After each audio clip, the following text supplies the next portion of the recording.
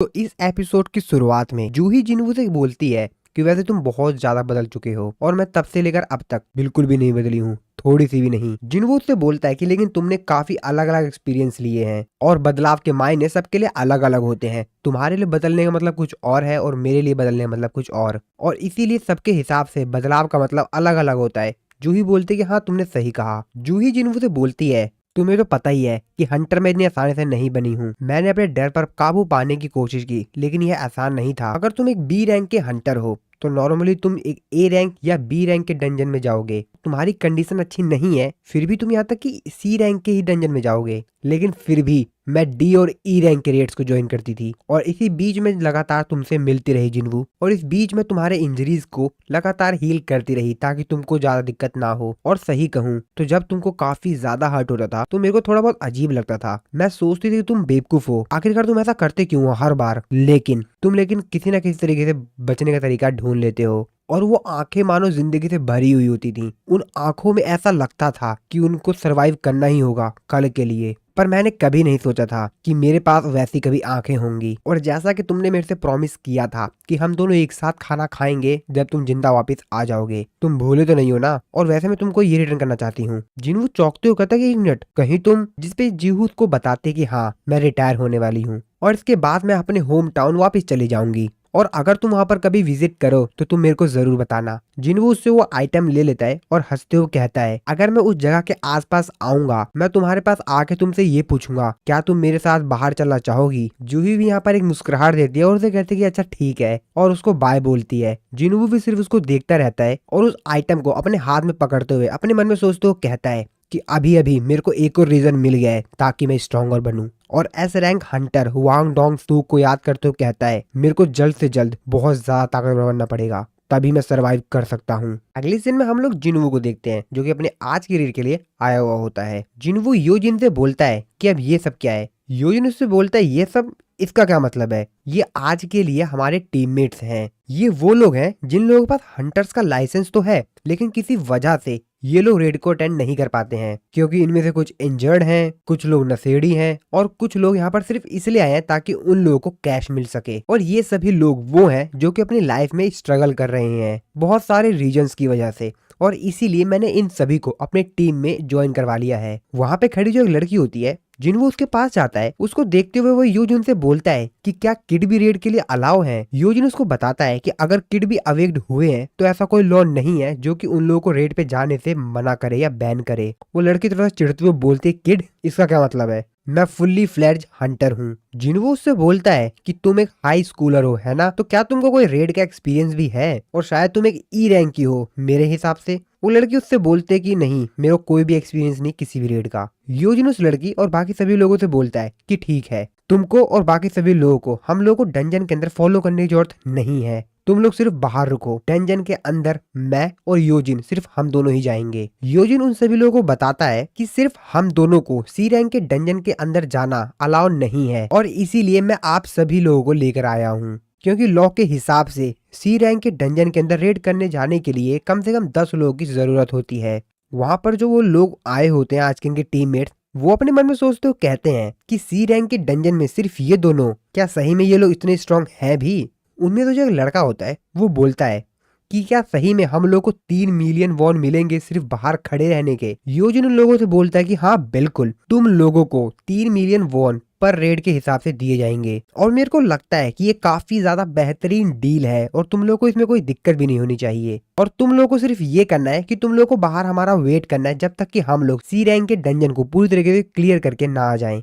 और हाँ तुम लोग ये बात याद रखना कि ये बात किसी और को मत बताना कि तुमने यहाँ पर क्या देखा और क्या सुना, और अगर तुम में से किसी ने भी ऐसा किया तो तुमसे 10 गुना ज्यादा पैसे लिए जाएंगे जितना तुमने कमाया होगा। और वैसे ये सब कुछ कॉन्ट्रैक्ट के अंदर लिखा हुआ है जो कि तुमने साइन किया था। जिन्वू कहता है कि क्या तुम जानते हो मैं काफी ज्यादा आश्चर्य में हूँ इस बात को लेकर कि तुमने पहन क्या रखा है। योजिन उससे बोलता है कि अच्छा ये एक फुल्ली सेट आर्मर है जो कि इटालियन आर्टिसन गिल्ड ने बनाया है और अगर रेड में सिर्फ हम दोनों जा रहे हैं तो मेरे को कम से कम इस चीज के लिए तो प्रिपेयर होना ही चाहिए। जिसके बाद जिनवू उसने यहाँ पर जो आर्म पहना होता है उसके बाद बस टच करता है और वो नीचे गिर जाता है। जिनवू उससे बोलता है कि वैसे तुम इस आर्मर को उतार सकते हो। योजिन बोलता है हाँ ठीक है ब्रो, अब मेरी हेल्प भी कर दो क्योंकि मैं उठ नहीं पा रहा हूँ। इसके बाद अगले सीन में हम लोग देखते हैं कि जिनवू और योजिन अब यहाँ पर अंदर जा रहे होते हैं डंजन के। योजिन ने यहाँ पर लगेज बैग उठाया हुआ होता है। योजिन बोलता है कि मैं काफी ज्यादा नर्वस हूँ। जिनवू उससे बोलता है क्या क्या सही में? योजिन जिनवू को बताता है कि मैं हेलमेट लेकर जा रहा हूँ, सिर्फ कुछ कारणों की वजह से अगर कोई दिक्कत हो जाती है तो। जिनवू उससे बोलता है कि हाँ चलो ठीक है, अब चलो फटाफट अंदर चलते हैं हम लोग। यहाँ पर पीछे जो आज इनके टीममेट्स होते हैं इस रेड पर, वो लोग बाहर खड़े को इन लोगों को देख रहे होते हैं और बोलते हैं कि क्या सही में सी रैंक के डंजन को ये लोग अपने दम पर क्लियर कर पाएंगे। उनमें से दूसरा जो होता है वो बोलता है इनको देखने तो नहीं लगता कि ये लोग इतने स्ट्रांग भी हैं, और अगर ये लोग इतने ज्यादा स्ट्रांग हैं कि ये अपने दम पर सी रैंक के डंजन को क्लियर कर सकते हैं, तो इससे बेहतर तो ये रहेगा कि ये लोग हाई रैंक के डंजन को क्यों नहीं क्लियर कर देते हैं जो कि लार्ज गिल्ड के द्वारा दिया जाता है। और अगर क्या होगा ये दोनों मारे जाए तो उनमें जो दूसरा बंदा होता है वो कहता है कि सिंपली यार हम लोगों को पैसे मिल जाएंगे। और तभी वो हंटर कहता है ई रैंक का हंटर सांग जिन वू, इसको मैं जानता हूँ, इसको तो वर्ल्ड का वीकेस्ट हंटर कहा जाता है ना। अभी उनमें से जो एक हंटर होता है वो कहता है हाँ। तो उनमें से जो एक नशेड़ी हंटर होता है वो कहता है कि मेरे को तो लग रहा है कि ये लोग सिर्फ शो ऑफ कर रहे हैं, क्योंकि आजकल के जो यूथ है वो काफी ज्यादा शो ऑफ करते हैं और इनके शो ऑफ के चक्कर में वो लोग नॉर्मल लोगों को हार्म पहुंचाते हैं। इसके बाद हम लोग कुछ समय बाद का सीन देखते हैं। योजिन काफी ज्यादा तेजी से डंजन से बाहर आ रहा होता है। वो हंटर्स को देखते हुए कहते हैं ओह तो तुम जिंदा वापस आ गए। नशेड़ी हंटर कहता है कि चलो बढ़िया है। उनमें से जो एक हंटर होता है वो पीछे डंजन की तरफ देखता है, वो कहता है क्या गेट तो क्लोज हो रहा है, इसका मतलब ये है कि इन लोगों ने बॉस को मार दिया। जिनवू भी यहाँ पर बाहर आ गया होता है। वो योजिन से बोलता है कि अब आगे कहाँ जाना है, अगला डंजन कहाँ पर है। योजिन उसको बताता है कि दूसरा वाला जो डंजन है वो यहाँ से कुछ घंटों की दूरी पर है, तो चलो चलते हैं। योजिन बाकी सभी जो हंटर्स यहाँ पर आए होते हैं जिनके हालत खराब हो गई होती है क्योंकि उन लोगों को लग रहा था कि भाई ये लोग क्लियर नहीं कर पाएंगे सी रैंक का डंजन, बट इन्होंने क्लियर कर दिया होता है जिसकी वजह से उनके तो बस पसीने छूट रहे होते हैं। योजिन उनसे कहता है कि हम लोगों को आज टोटल 3 डंजन क्लियर करने हैं और मेरे को लगता है कि तुम सभी के सभी जाना चाहोगे क्योंकि तुम लोगों को बड़ी आसानी से 9 मिलियन मिल जाएंगे। तो उनमें से जो हंटर होता है वो कहता है कि अरे हाँ हाँ बिल्कुल बिल्कुल क्यों नहीं। और वो अपने मन में सोचते हुए कहता है ये लोग सी रैंक के डंजन को अपने दम पर पूरी तरीके से डिस्ट्रॉय करने के बाद एक और रेड करना चाहते हैं। आखिरकार ये है क्या? अगले सीन में हम लोग व्हाइट टाइगर गिल्ड का सीन देखते हैं। वहाँ का जो एम्प्लॉय होता है वो अपने मैनेजर आके कुछ बताता है, जिसकी बात सुनने के बाद उसका मैनेजर काफी ज्यादा हैरान होता है। वो कहता है क्या 200 मिलियन 5000? तुम ये कहना चाहते हो कि किसी ने 200 मिलियन 5000 में सी रैंक के रेड को क्लियर करने का सारे राइट्स को बाय कर लिया है? उनका एम्प्लॉय उनको बताता है कि हाँ रिसेंटली एक टीम है जो कि सी रैंक के जितने भी गेट अपेयर हो रहे हैं उन सभी को क्लियर करने के राइट्स को बाय कर रही है, और इसीलिए सी रैंक का और कोई गेट बचा ही नहीं है जिसके अंदर हम लोग अपने लो लेवल के हंटर्स को भेजकर रेड करवा सकें। शुरुआत में इसकी जो कीमत थी वो सिर्फ 1000 थी, लेकिन जैसे जैसे मैंने उसको बढ़ाने की कोशिश की मैं उसको 100 मिलियन तक ले गया। मैं उसके प्राइस को 100 मिलियन तक ले गया, लेकिन उन लोगों ने 200 मिलियन 5000 में सारे राइट्स को बाय कर लिया। जिसके बाद सुन के उसका जो मैनेजर होता है वो तो काफी ज्यादा हैरान होता है। इसके बाद मैनेजर अपने सिस्टम में अपने कंप्यूटर के ऊपर नाम पढ़ता है जो कि उस टीम का लीडर है। वो कहता है 1 मिनट, इस टीम के लीडर का नाम यो जिन हु है? मैंने तो इसके बारे में पहले कभी सुना ही नहीं है। उनका जो एम्प्लॉय होता है वो उसको बताता है कि ये जो है यो जिन आर्किटेक्चर के जो सीईओ है उनका दूसरा बेटा है, और ऐसा लगता है कि ये कंपनी के सपोर्ट से इन गेट्स को बाय कर रहे हैं। मैनेजर हैरान होते हुए कहता है हाँ माना कि वो लोग गेट्स को बाय कर ले रहे हैं, उनके राइट्स को बाय कर ले रहे हैं, लेकिन फिर भी वो इन लोगों के लिए घाटे का सौदा होगा और फ्यूचर के सीईओ के लिए मुझे यहाँ पर कुछ तो गड़बड़ लग रहा है। तभी मैनेजर को कुछ ख्याल आता है। वो कहता है कि 2 या 3 महीने पहले जी च्यूल ने बताया था कि कुछ सर्वाइवर्स थे जो कि डुअल लेयर में बच गए थे। क्या नाम था उसका, क्या नाम था? अरे हाँ उसका नाम था सांग जिन वू। हाँ मैं सही हूँ। अपने मन में सोचते हुए कहता है कि मेरे को यहाँ पर कुछ अपॉर्चुनिटी लग रही है। जिसके बाद वो यहाँ पर जितने भी एम्प्लॉय होते हैं उन सभी को कहता है कि एवरीवन मेरी बात ध्यान से सुनो सभी लोग, आप लोग जो भी काम कर रहे हो उसको बंद कर दो अभी इसी वक्त। D rank hunter Yoo Jin Ho और ई रैंक का हंटर सांग जिन वू, इन लोगों के बारे में, इन दोनों के बारे में जो कुछ भी मिले सब कुछ ढूंढो, जो भी चीज हो सकती है हर एक चीज पता लगाओ इनके बारे में।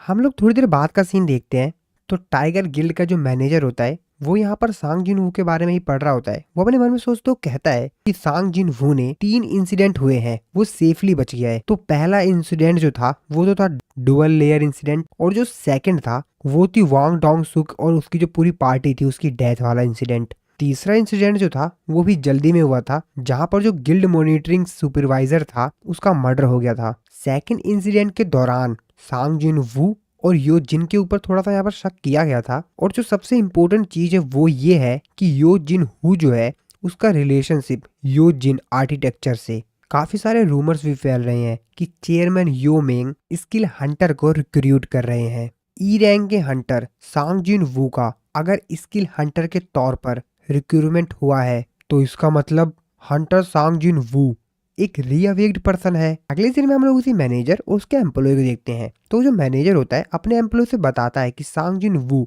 एक रीअवेक्ड पर्सन है। एम्प्लॉय कहता है क्या हंटर सांग जिन वू का रीअवेक्ड हुआ है? मैनेजर उसे कहता है कि हाँ, वरना इसके अलावा तो कोई तरीका ही नहीं है कि वो तीनों इंसिडेंट में सरवाइव कर जाए। और हर बार बहुत बड़े एक्सीडेंट हुए हैं जिसके अंदर काफी सारे लोग मारे गए, और इसके अलावा मेरे पास कोई और एक्सप्लेनेशन नहीं है। और जैसा कि लेटेस्ट इंसिडेंट की जो रिपोर्ट थी उसके अंदर बताया गया था कि एक सी रैंक मैजिशियन और बी रैंक की जो हीलर थी उन्होंने अपनी स्ट्रेंथ को कंबाइन कर सुपरवाइजिंग हंटर को रोकने की कोशिश की, पर ये तो इम्पॉसिबल है। वो एक बी रैंक का असैसिन था और एक असैसिन के खिलाफ मैजिक अच्छे से वर्क नहीं करता है, और वो कोई बेवकूफ भी नहीं था। तो सबसे पहले वो उस हीलर को देखता, लेकिन असलियत में जो लड़ाई थी वो थी सी रैंक के मैजिशियन वर्सेस बी रैंक का असैसिन।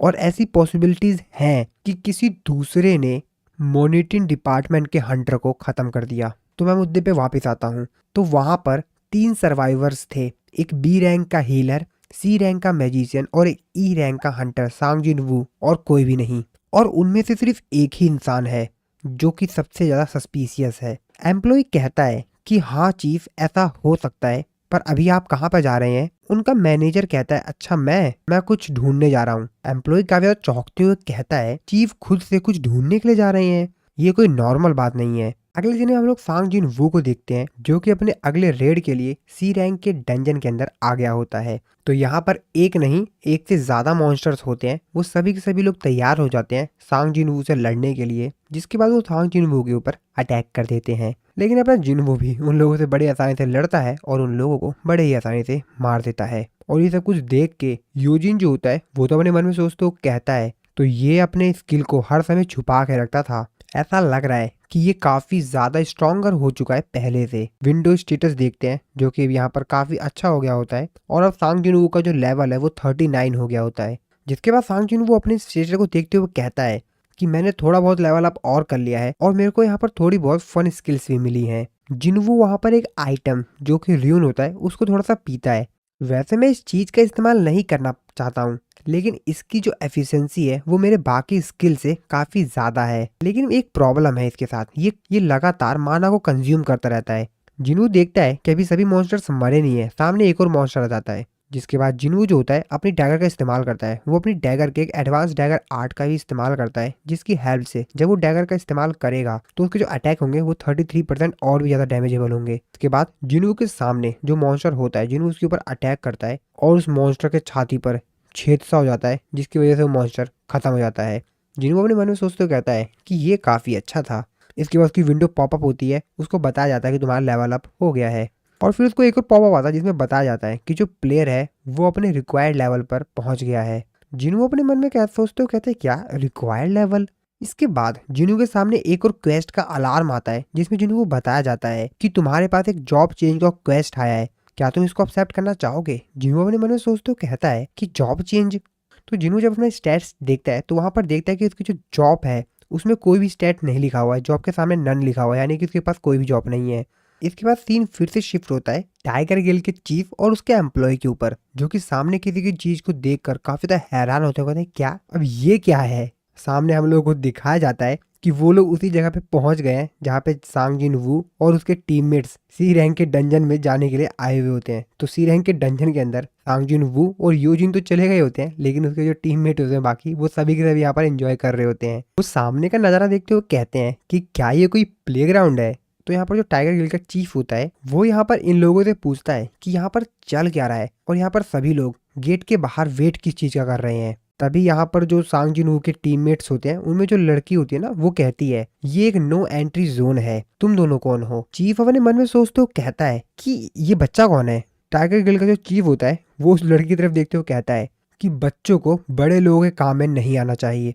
तभी उनका एम्प्लॉय कहता है कि हाँ, यहाँ पर गेट ओपन हुआ है, ये काफी ज्यादा खतरनाक है। जिसपे यहाँ पर जो हंटर होती है वो कहती है कि मैं एक हंटर हूँ, तो आप लोग मेरे को एक बच्चे की तरह ट्रीट मत कीजिए। जिसपे टाइगर गिल्ड का चीफ उससे पूछता है कि हंटर, क्या तुम इस पार्टी की मेंबर हो। जिसपे वो कहते हैं कि हाँ बिल्कुल। टाइगर गिल्ड का चीफ अपने मन में सोचते हुए कहता है कि वो अपने पार्टी मेंबर्स के साथ डंजन के अंदर तो एंटर भी नहीं किया, सांग जिन वू, और अगर मैं सही सोच रहा हूँ तो तुमको तो रिक्रूट करना चाहिए, तुम स्पेशल हो। तभी उनके टीममेट्स में से जो एक बंदा होता है वो कहता है टीम के लीडर डंजन से बाहर आ रहे हैं। जिनवू और यूजिन दोनों यहाँ से डंजन से बाहर आ रहे होते हैं।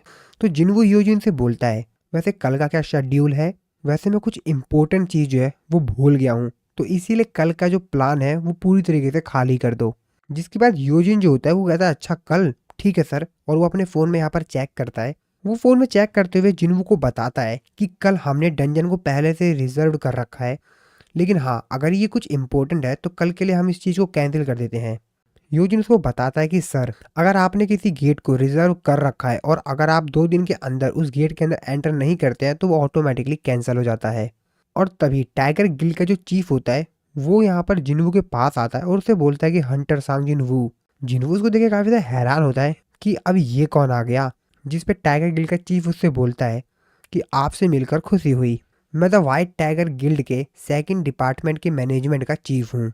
अगले सीन में हम लोग कैफे का सीन देखते हैं जहाँ पर जिनवू और व्हाइट टाइगर का जो चीफ होता है वो आपस में बात कर रहे होते हैं। तो वो बंदा जिनवू को बोलता है कि hunters reappear night fame and हमको यानी व्हाइट टाइगर को तुमने इन सब का नाम एक ना एक बार तो सुना ही होगा, और वैसे भी द व्हाइट टाइगर गिल्ड जो है वो साउथ कोरिया का बेस्ट गिल्ड में से एक गिल्ड है। चलो ठीक है, अब मैं सीधा मुद्दे पे आता हूँ। मैं ये चाहता हूँ कि तुम व्हाइट टाइगर गिल्ड को ज्वाइन कर लो और मैं तुमको उससे दुगना अमाउंट दूंगा जितना कि तुमको यूजिन आर्किटेक्चर ने दिया था। जिसके बाद जिनवू उससे पूछता है कि आखिरकार जो व्हाइट टाइगर गिल्ड की बिल्डिंग है उसका प्राइस कितना है। व्हाइट टाइगर गिल्ड का जो चीफ होता है अपने मन में सोचते हुए कहता है कि अब इसका क्या मतलब। जिसके बाद वो जिनवू को बताता है कि हम सारे फ्लोर का इस्तेमाल नहीं करते हैं, लेकिन हाँ फिर भी वो लगभग 50 बिलियन के आसपास तो होगा। जिनवू से कहता है कि तुम वो सब कुछ मेरे हाथ में देना चाहते हो। जिसकी बात सुनकर व्हाइट टाइगर गिल्ड का जो चीफ होता है वो थोड़ा सा यहाँ पर घबराने लग जाता है। वो कहता है कि तुम किस चीज की बात कर रहे हो। और जब जिनवू की वो बात सुनता है वो कहता है क्या 30 बिलियन। और वो इस बात को इतनी ज्यादा तेजी चिल्लाता है, आसपास के जो लोग होते हैं सभी के सभी लोग उसको देखने लग जाते हैं। जिसके बाद वो थोड़ा सा शांत होता है। जिनवू उससे बोलता है कि यो जिन ने मेरे को लगभग 30 बिलियन के आसपास की जो बिल्डिंग थी वो ऑफर किया था, और अगर तुम मेरे को उसके प्राइस से दुगना प्राइस दे रहे हो, ऑफर कर रहे हो मेरे को दुगना प्राइस, तो इसका मतलब तो मैं यही निकालू ना कि 50 बिलियन वॉन की जो व्हाइट टाइगर गिल्ड की बिल्डिंग है वो दे रहे हो। चीफ अपने मन में सोचते हुए कहता है यार इसकी एबिलिटीज कितनी ज्यादा ग्रेट होंगी कि यो जिन ने इसको 30 बिलियन का ऑफर दिया और उसने अभी तक इसके जो रैंक्ड है उसको भी रिव्यू नहीं किया है, या ये सिर्फ ब्लफिंग कर रहा है। लेकिन मेरे पास कोई तरीका भी तो नहीं है कि मैं इस चीज को कंफर्म कर सकूं। जिनवू से कहता है कि अगर तुमको लगता है कि मैं ब्लफिंग कर रहा हूँ तो तुम चाहो तो इसको कंफर्म कर सकते हो। जिनवू अपने मन में सोचते हुए कहता है जैसा कि इसने मेरे को दुगना अमाउंट ऑफर किया, मेरे को लगता है कि जिन यूथ से जो मैंने डील की है उसके बारे में तो इसको पता है, लेकिन देखने से इसको ऐसा लग रहा है कि हमने जो डील की है उसको इसके बारे में नहीं पता है। व्हाइट टाइगर गिल्ड का जो चीफ होता है अपने मन में सोचते हुए कहता है कि ये ब्लफिंग नहीं कर रहा है। जिसके बाद वो जिनवू से कहता है कि ये वैसे काफी ज्यादा हाई प्राइजेज है, अगर तुम मेरे को कुछ समय दो तो मैं गिल्ड के जो ऊपर के लोग हैं उनसे कुछ नेगोशिएट कर लूं। जिसके बाद जिन्होंने कहता है ठीक है, इस चीज को हम लोग यहाँ पे फिनिश करते हैं, और वहां से जाने लग जाता है। व्हाइट टाइगर गिल्ड का चीफ अपने मन में सोचते हुए कहता है कि कहीं मैंने कुछ ज्यादा नहीं बोल दिया, क्योंकि अगर मैंने यो जिन के ऑफर्स की डिटेल्स को निकाल लिया होता तो मैं इस डील को कम पैसों से स्टार्ट करता। जिसके बाद जिनवू उससे पूछता है वैसे तुमने मेरे बारे में इन्फॉर्मेशन कहाँ से निकाली, क्या तुमने मेरे बैकग्राउंड के बारे में रिसर्च की है। और जिनवू वहां सामने से गायब हो जाता है, जिसको देखकर वो चीफ भी काफी ज्यादा हैरान होता है। जिनवू उसके चेहरे पर एक कट लगाता है और उसके पीछे आ गया होता है। चीफ समझ जाता है कि इसके पास स्टेल्थ एबिलिटी है। जिनवू उसके पीछे खड़ा होता है पर उसको दिखाई नहीं दे रहा होता क्योंकि जिनवू ने यहाँ पर स्टेल्थ एबिलिटी का इस्तेमाल कर लिया था। चीफ अपने मन में सोचते हुए कहता है कि अच्छा तो अगर ये एक रीअवेक्ड पर्सन है जिसके पास स्टेल्थ एबिलिटी भी है तो इसका मतलब ये है कि यो जिन ने इसको कोई बेकार ऑफर नहीं दिया है। जिसके बाद वो जिनवू को बताता है कि मैंने कोई ऑर्डर नहीं दिया था तुम्हारे रिसर्च के लिए, हमारे गिल्ड में कोई काम करता है और उसने ये नोटिस किया कि कुछ लोग जो कि सी रैंक के डंजन्स में बहुत ज्यादा तेजी से डंजन्स को क्लियर कर रहे हैं। तो उस चीज में मैं और डीपली गया और मैंने तुमको पाया और मैंने तुम्हारे वो तीनों इंसिडेंट के बारे में अच्छे से यहाँ पर जानकारी प्राप्त की, जिसमें मेरे को पता चला वैसे मेरे पास कोई एविडेंस नहीं है, लेकिन 3 बार ये कोई कोइंसिडेंट तो नहीं हो सकता है। और जैसा कि तुम एक री अवेकिंग पर्सन हो, तुमको एक हाई रैंक के हंटर की एबिलिटीज मिली होगी, जिस वजह से तुम उन इंसिडेंट में बच गए। और यूज जिन ने जरूर तुम्हारी जो स्किल है वो सेकंड रेड के दौरान देखी होगी। और ये सब कुछ मिला जुला कर मैंने इस तरीके से खोज किया और अभी मैं जो बता रहा हूँ बस यहीं तक मेरे को सब कुछ पता है। जिसके बाद जिन्हू उससे बोलता है कि आखिरकार इस चीज के बारे में कितने लोग जानते हैं। वो उसको बताता है कि मैं और एक मेरा सब कोऑर्डिनेट सिर्फ हम दोनों को मालूम है। जिन्हू जो कि अभी भी यहाँ पर डिसअपेयर होता है, अपने मन में सोच तो कहता है कि ऐसा लगता है कि मैं सी रैंक के गेट्स को काफी ज्यादा तेजी से क्लियर कर रहा हूँ और इसी वजह से लोग मेरे को नोटिस कर गए और मैं नहीं चाहता हूँ कि मेरे बारे में काफी सारे लोगों को पता चले। जिसके बाद जिन्हू उससे बोलता है अगर मेरे बारे में रूमर्स फैलना शुरू हो जाए, क्या इसके बारे में मैं तुम्हारे और तुम्हारे जो सब ऑर्डिनेट्स है उसकी रिस्पॉन्सिबिलिटी समझूंगा। जिसपे चीफ उसको कहता है कि वैसे तो फॉर्मली मैं इसको गिल्ड मास्टर से रिपोर्ट करने वाला था, लेकिन मैं मरना नहीं चाहता, तो इसीलिए मैं किसी को कुछ नहीं कहूंगा और मैं अपने सब ऑर्डिनेट को भी बता दूंगा। और फिर उसके बाद वो यहाँ पर फिर से अपडेट हो जाता है उसके सामने। जिन्हू उसे कहता है कि जैसा कि मैंने काफी सारे सी रैंक के डंजन को क्लियर कर दिया है, इसीलिए हर कोई मेरे को यहाँ पर नोटिस कर रहा है और वैसे मेरे पास ऐसा कोई प्लान नहीं है कि मैं इस चीज को स्टॉप करूं। जिसके बाद चीफ उसको कहता है कि प्रॉब्लम ये है असल में उन गेट्स के थ्रू हम अपने जो हमने जिन लोगों को ज्वाइन करवाया हुआ होता है अपने गिल्ड में, उनको यहाँ पर ट्रेन करते हैं और हम उनको हाई रैंक के गेट्स में भेज नहीं सकते हैं। जिसके बाद जिन्हू उससे कहता है कि ठीक है, वैसे हम क्या डील कर सकते हैं। वो उससे कहता है क्या डील। जिन्हू उसको बताता है कि मैं तुमको अपने 3 सी रैंक के गेट्स की जो रिजर्वेशन है उसको सेल कर देता हूँ। वैसे ये जो स्पेशल ऑफर है सिर्फ आज के लिए है और अगर तुम इस चांस को खो देते हो, सी रैंक के गेट्स को रिजर्व करने में काफी ज्यादा मुश्किल हो सकती है। चीफ अपने मन में सोचते हो कहता है कि यार ये कोई क्या सेल्समैन है क्या ये, चलो कोई नहीं, मैं इस चीज को बाई कर लेता हूँ। जिसके बाद उसको बोलता है कि ठीक है, मैं इस चीज को एक्सेप्ट करता हूँ और बताओ तुम कितने रुपए मेरे देना चाहोगे। जिन्हों उसको कहता है कि मैं हर एक गेट को 300 मिलियन में बेचना चाहूंगा। जिस पर उसको चिल्लाते होता है क्या उन गेट से जो हमको माना क्रिस्टल और मैजिक क्रिस्टल मिलेंगे उनका प्राइस ही जो होगा वो 200 मिलियन होगा सिर्फ, और अगर हम इस चीज को खरीदेंगे तो हमको तो लॉस ही होगा ना। जिस पर तो कहता है ठीक है, ये काफी ज्यादा बड़ा अमाउंट है, तो चलो हम इसको यहाँ पर 200 मिलियन पे लाते हैं। जिन्हों कहता है ठीक है, डील डन। जिन्हों उससे हाथ मिलाता है और वहां से जाने लगता है। उसको कहता है कि ठीक है, 3 सी रैंक गेट्स के जो टोटल हुए वो 600 मिलियन हो गए, तो तुम इसको मेरे अकाउंट में भेज देना और मेरी तरफ से तुम एक गिफ्ट लो और प्लीज तुम अपना मुंह बंद रखना। और उसको यहाँ पर एक केमिकल पिलाता है और जैसे वो उस चीज को पिलाता है उसके यहाँ पर जो चेहरे पर एक कट लगा हुआ था वो हील हो जाता है। जिसको देखने के बाद वो काफी ज्यादा हैरान होता है। वो कहता है कि तुम्हारी स्टेल्थ और हीलिंग एबिलिटी को देखने के बाद क्या मैं इस साइन को एक ट्रस्ट की तरह समझ सकता हूँ। जिन्हू से कहते हैं कि हाँ जैसे तुम्हारी मर्जी। जिसके बाद जिन्हू वहां से चला जाता है। चीफ का जो यहाँ पर एम्प्लॉय होता है वो उसके पास आता है। उसका चीफ उसको कहता है कि मैंने जितना सोचा था ये उससे भी ज्यादा खतरनाक है। अगले दिन में हम लोग जिन्हू को देखते हैं जो कि किसी पे कॉल में बात कर रहा होता है और कहता है कि सर मैंने ट्रांसफर कर दिया है 600 मिलियन, जैसा कि आपने कहा था। तो उसके सामने जो जिस पे वो फोन में बात कर रहा होता है वो उससे कहता है कि तुमने कैंसल गेट को इतने हाई प्राइस में बेच दिया, आखिरकार वो खरीदा किसने। जिन्हू से कहता है कि ये एक ट्रेड सीक्रेट है। इसके बाद हम कुछ समय बाद का सीन देखते हैं सेकंड मैनेजर के ऑफिस, जहां पर उसका जो एम्प्लॉय होता है उसको आकर बताता है कुछ, जिसकी सुनने के बाद वो कहता है क्या हमारे एरिया में सी रैंक के गेट्स बचे हुए हैं। एम्प्लॉय उसको बताता है कि और उन सभी के प्राइजेस 10 मिलियन वॉन से कम है। यो जिनकी टीम ने आज के लिए एक भी सी रैंक का डंजन है उसको रिजर्व नहीं किया है। चीफ अपने मन में सोचते तो कहता है कि सांग जिनवू को पहचानने में मैंने गलती कर दी और मेरे साथ स्कैम हो गया। उसने ये सब कुछ बिना डरे किया, जबकि वो जानता था कि मैं उसकी आइडेंटिटी को भी रिवील कर सकता हूँ। तभी उसको एक अननोन नंबर से मैसेज आता है जो कि सांग जिनवू का होता है। सांग जिनवू उसको कहता है कि मेरे को पता था कि तुमने मेरे बैकग्राउंड के बारे में कभी भी रिसर्च नहीं की। चीफ कहता है कि मेरे को लगा नहीं था कि वो मेरे से कांटेक्ट करेगा, तो इसका मतलब ये है कि उसने मेरे बिजनेस कार्ड पे जो मेरा नंबर लिखा हुआ था उसको मेमोराइज करने के बाद उसने मेरे को मैसेज सेंड कर दिया। ये काफी है और मैं इससे सेटिस्फाई हूँ कि अब मेरे पास सांग जिनवू का नंबर है। तो हमारा जो फाइनल गोल है अब वो ये है कि हम सांग जिनवू को रिक्रूट करें। आज मैंने जो मनी इस्तेमाल की है वो व्हाइट टाइगर गिल्ड के लिए ज्यादा नहीं है, हालांकि गिल्ड मास्टर के साथ थोड़ी बहुत ट्रबल हो सकती है, लेकिन कोई नहीं। अगले दिन में हम सांग जिनवू को देखते हैं जो कि किसी डंजन में आया हुआ होता है। वो कहता है तो चलो शुरू करते हैं। डंजन की तरफ को देखते हुए कहता है कि जॉब चेंज, ये कुछ इंटरेस्टिंग लग रहा है। और उस डंजन के अंदर जाते हुए कहता है कि मैं भी देखना चाहूंगा कि इसके अंदर किस प्रकार के मॉन्स्टर हैं। और ऐसा कहने के साथ वो उस डंजन के अंदर चला जाता है और इसी सीन के साथ हमारा ये वाला जो एपिसोड यहाँ पर खत्म हो जाता है। तो वीडियो अच्छी लगी वीडियो को लाइक कर देना, चैनल पर सब्सक्राइब नहीं किया है तो सब्सक्राइब जरूर से कर देना। मिलता हूँ अपनी नेक्स्ट वीडियो में।